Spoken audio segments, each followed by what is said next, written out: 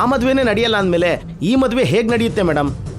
ನಡೆಯುತ್ತೆ, ಅದು ಕೂಡ ಇವತ್ತೇ ನಡೆಯುತ್ತೆ.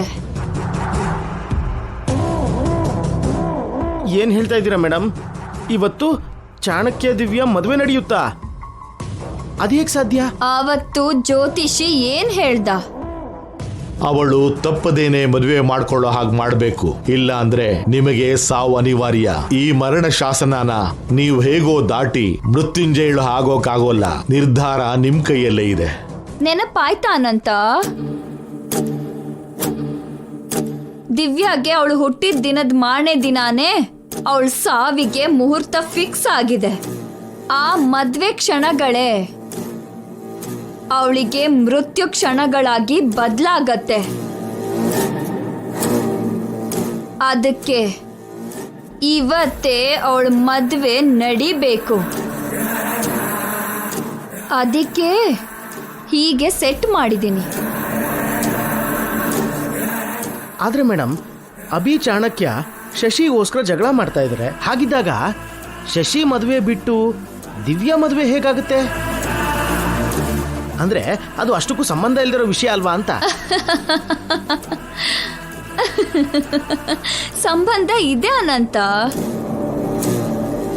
ಪಂಚಭೂತಗಳಿಗೂ ಆ ಮನೆಗೆ ಯಾವತ್ತಿಂದನೋ ಸಂಬಂಧ ಇದೆ. ಆ ಪಂಚಭೂತಗಳೇ ದ್ವೇಷ ಬೆಳೆಸ್ಕೊಂಡು ದಿವ್ಯ ಕತ್ತಿಗೆ ಚಾಣಕ್ಯ ಕೈಯಿಂದ ತಾಳಿ ಕಟ್ಸತ್ತೆ. ಶಾಪಕ್ಕೆ ದಿವ್ಯಾನ ಒಪ್ಸತ್ತೆ.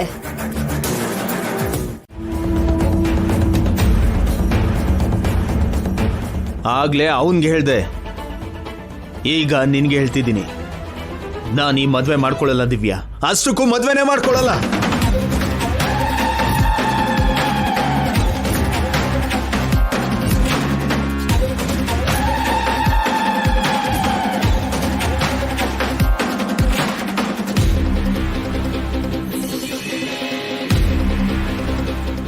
ಏನ್ ಮಾತಾಡ್ತಿದ್ಯಾ ಅಣ್ಣ? ಜೋಕ್ ಮಾಡ್ತಿಲ್ಲ ತಾನೆ? ಸೀರಿಯಸ್ ಆಗಿ ಹೇಳ್ತಿದ್ದೀನಿ, ನನ್ನ ಲೈಫಲ್ಲಿ ಮದ್ವೆ ಅನ್ನೋದೇ ಇಲ್ಲ.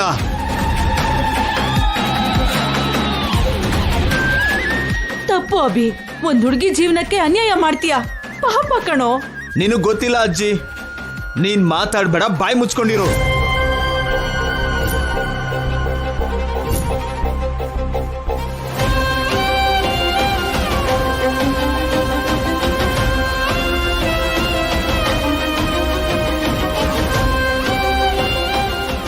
ಏನು ದೊಡ್ಡವರು ಅಂದೆ ಬಾಯಿ ಮುಚ್ಕೊಂಡಿರು ಅಂತ್ಯಾ? ಇದೇನಾ ನಿನ್ನ ನಮ್ಮನ್ ಕೊಡೋ ಗೌರವ? ಮಧ್ಯದಲ್ಲಿ ನಮ್ಮಮ್ಮನ್ ತರಬೇಡ. ನಮ್ಮಮ್ಮನ್ಗೂ ಇದಕ್ಕೂ ಯಾವುದೇ ಸಂಬಂಧ ಇಲ್ಲ. ಶಶಿ ಮೇಡಮ್ ತುಂಬಾ ಒಳ್ಳೆಯವರು ಅಭಿ ಸರ್. ನೀವಂದ್ರೆ ಪ್ರಾಣ. ನೀವು ಕೂಡ ಶಶಿ ಮೇಡಮ್ನ ಪ್ರೀತಿಸ್ತಿದ್ದೀರಾ ಅಲ್ವಾ? ದಯವಿಟ್ಟು ಮದ್ವೆ ಮಾಡ್ಕೊಳ್ಳಿ. ಕೆಲ್ಸದವನ್ ತರ ಇರು ಕೇಶವ.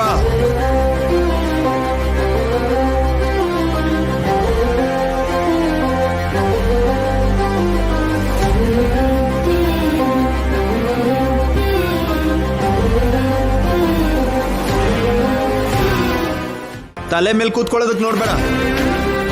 ಇಷ್ಟು ದಿನ ಮನೇಲಿ ಎಂಜಿಲ್ ತಿಂತ ಅಲ್ಲೇ ನಾಯಿ ತರ ಕೆಲಸ ಮಾಡ್ತಿದ್ದಲ್ಲ, ಅವ್ರಿಗೆ ಸಪೋರ್ಟ್ ಮಾಡ್ತೀಯಾ? ಅಣ್ಣ,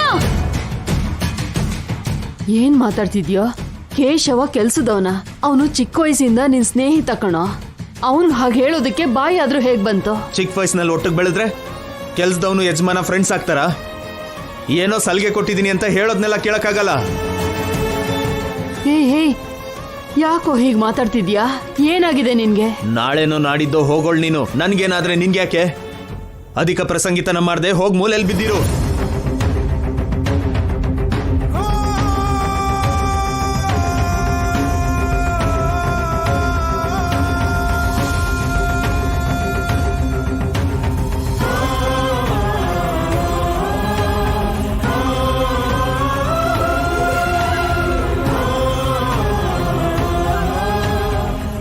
ಅಯ್ಯಯ್ಯೋ, ಇವನೇನ್ ಹೀಗೆ ಮಾತಾಡ್ತಿದ್ದಾನೆ? ನಿತ್ಯ ಹೇಳ್ದಾಗೆ ನಿಜವಾಗ್ಲೂ ಈ ಮನೆಗೆ ಹೋಗೋ ಕಾಲ ಬಂದಿದೆ. ನನ್ ಕಣ್ಣಾರೆ ನಾಶ ಆಗೋದನ್ನ ನೋಡ್ತಿದ್ದೀನಿ. ನೀನ್ ನಿಜವಾಗ್ಲೂ ನಮ್ಮಣ್ಣ ಅಭಿನೇನಾ? ನೀನೇನಾ ಹೀಗ್ ಮಾತಾಡ್ತಿರೋದು? ನನಗ್ ನಂಬೋಕೆ ಆಗ್ತಿಲ್ಲ. Please Divya, don't interfere. ಅವನು ಹೇಳಿದ್ದು ನಿಜನೇನ ಅಣ್ಣ? ನೀನು ಕ್ರಿಮಿನಲ್ಲ.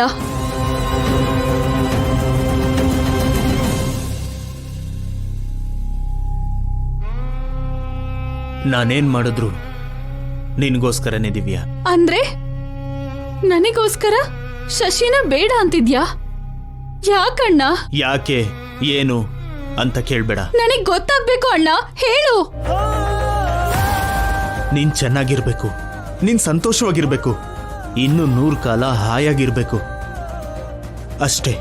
ನನ್ ಸಂತೋಷಕ್ಕೂ ನೀನ್ ಶಶಿನ ಮದ್ವೆ ಮಾಡ್ಕೊಳ್ದೇ ಇರೋದಕ್ಕೂ ಸಂಬಂಧ ಏನು? ಅದನ್ನೆಲ್ಲ ಈಗ ಹೇಳಕ್ಕಾಗಲ್ಲ.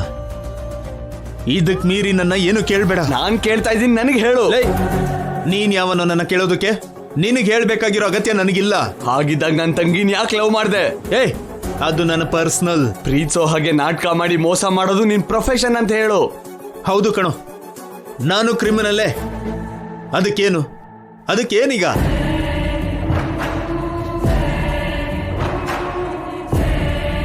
ಲೇ ನನ್ನ ತಂಗಿಗೋಸ್ಕರ ನಾನು ಏನಾದ್ರೂ ಮಾಡ್ತೀನಿ.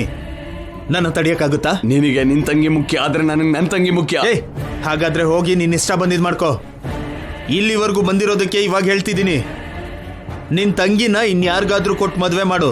ನನ್ ಮನೆಗ್ ಬಂದು ಕೇಳ್ಬೇಡ. ಔಟ್. ನನ್ಗೆ ಗೆಟ್ ಔಟ್ ಅಂತೀಯಾ? ಮಾನ ಮರ್ಯಾದೆ ಇದ್ರೆ ಹೋಗು. ನನಗ್ ನನ್ ತಂಗಿ ಸಂತೋಷ ಮುಖ್ಯ. ನೀನು ನಿನ್ ತಂಗಿ ಏನಾದ್ರೂ I don't care. You cheater. ಮತ್ತೆ ಶರ್ಟ್ ಮೇಲೆ ಕೈ ಇಡ್ತೀಯ? ಹೋಗೋ.